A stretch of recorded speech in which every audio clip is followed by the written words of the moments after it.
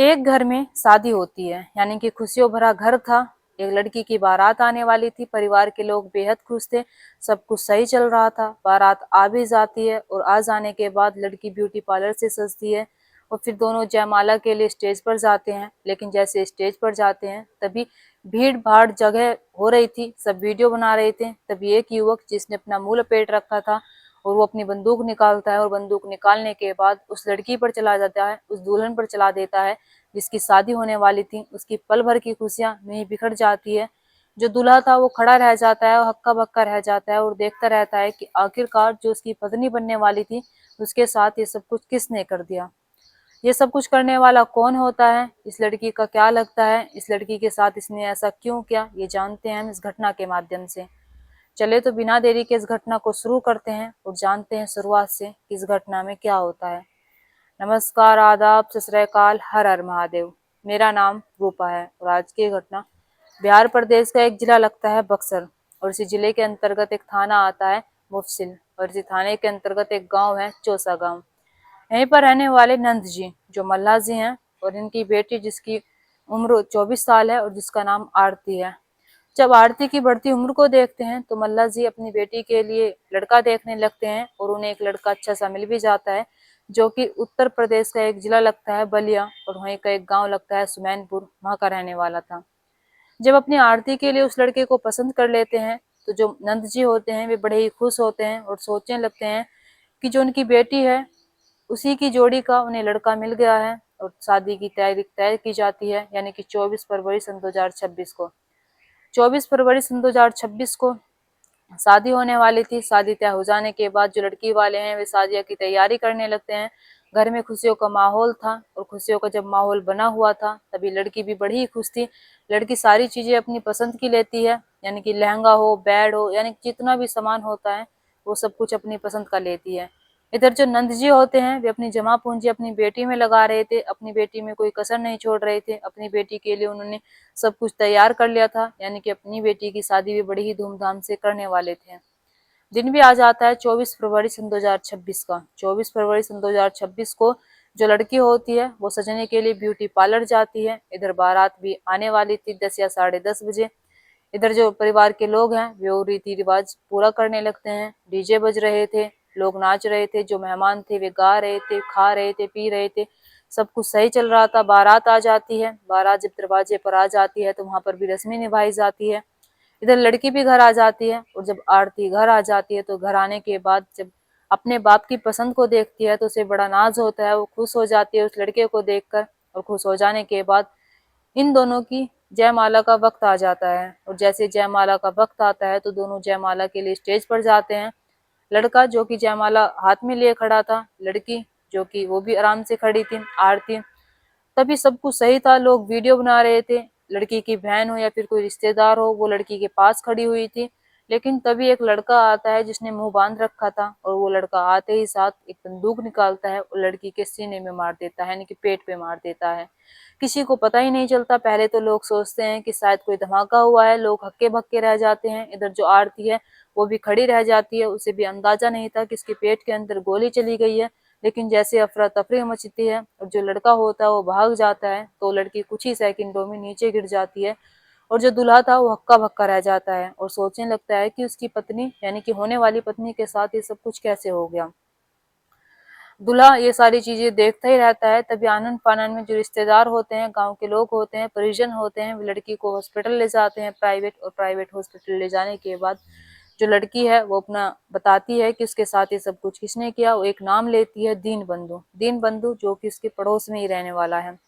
लड़की सिर्फ इतना ही बताती है कि उसने ही मेरे साथ ये सब कुछ किया है। उसे प्राइवेट हॉस्पिटल में भर्ती कराया जाता है, लेकिन इधर प्राइवेट हॉस्पिटल में उसे प्राथमिकता उपचार दिया जाता है। और जब उसकी हालत ज्यादा खराब होने लगती है तभी उसे वाराणसी के हॉस्पिटल में रेफर कर दिया जाता है। और जैसे रेफर कर दिया जाता है तो जो लड़की होती है वो इस दुनिया को छोड़कर चली जाती है।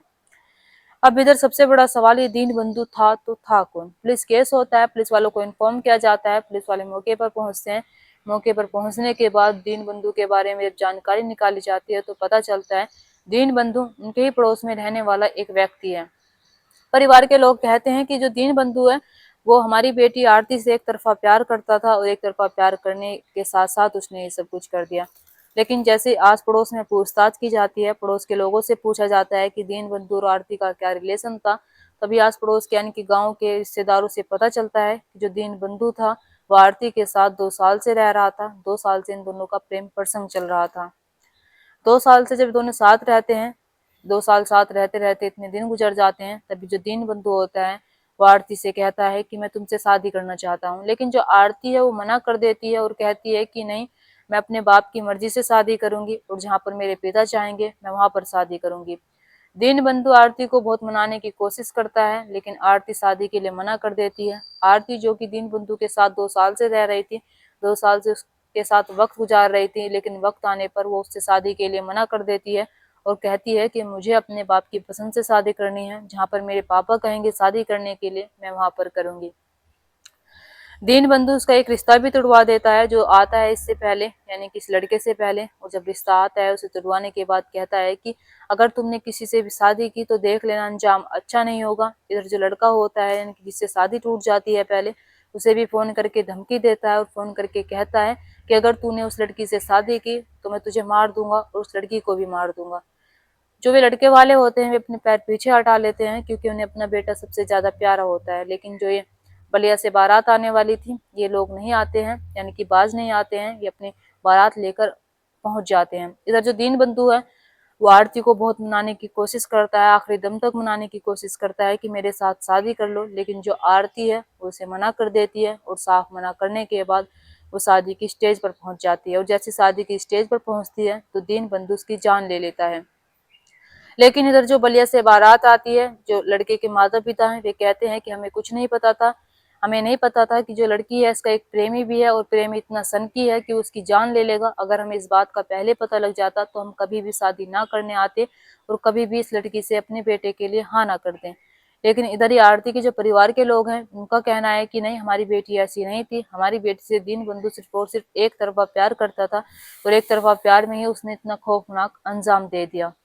अब इधर यहाँ पर किसकी बात सही है किसकी बात सही नहीं है, यानी कि आस पड़ोस के लोगों की, गांव के लोगों की, या फिर उन लोगों की जिन्हें पता है कि वाकई में जो दीनबंधु है उसका प्रेम प्रसंग आरती के साथ चल रहा था, आरती उसके साथ रह रही थी, आरती उसके साथ घुमा करती थी, फिरा करती थी।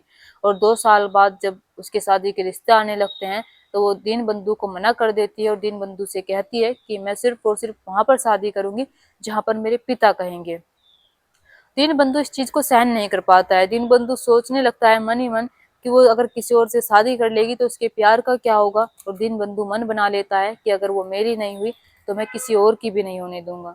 और वो यही सोचकर जो आरती है उसकी जान ले लेता है, उसे जान से मार देता है और मारने के बाद वो फरार हो जाता है। इधर पुलिस वाले जैसे ही दीनबंधु के घर जाते हैं तो दीनबंधु घर पर नहीं होता है, दीनबंधु फरार हो चुका है।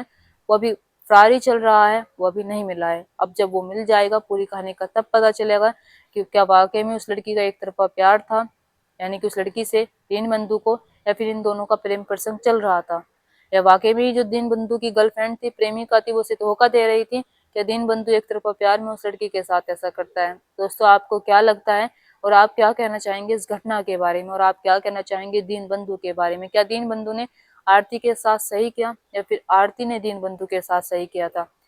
कहीं ना कहीं दीनबंधु शायद आरती से सच्चा प्यार कर रहा होगा, लेकिन जो आरती है वो उससे शादी ना करना चाह रही हो, उसके साथ टाइम पास कर रही हो और उसने मन बना रखा हो कि वो अपने पिता की मर्जी से शादी करेगी और उसने पहले से ये सब कुछ तय कर रखा हो और वो तय अनुसार ऐसा ही करती है।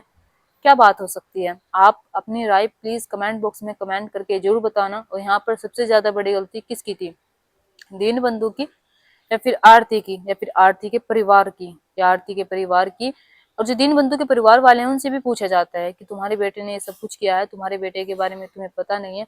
तभी उसके माँ बाप कहते हैं कि हमें नहीं पता साहब, अगर हमें पता होता कि जो हमारा बेटा है दीनबंधु वो उससे इतना प्यार करता है तो वाकई में हम उनके घर जाते और घर जाने के बाद झोली फैलाकर उस लड़की को मांग लेते और दीनबंधु की उससे शादी करवा देते।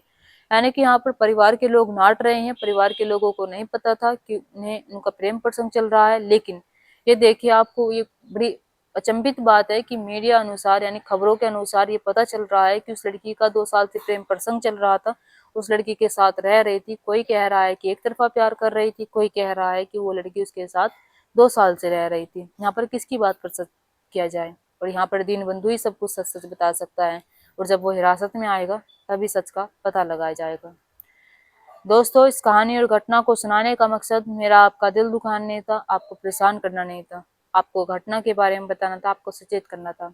और अगर हम प्यार करते हैं तो प्यार में हमें छोड़ देना भी चाहिए। प्यार ये नहीं कहता कि हमें पाना जरूरी है, प्यार ये कहता है कि अगर वो किसी और का होना चाहता है तो उसे होने दो, फिर वो प्यार नहीं है। अगर वो किसी और के पास जाना चाहता है तो वो सिर्फ मोह था आपसे और कुछ नहीं। नमस्कार।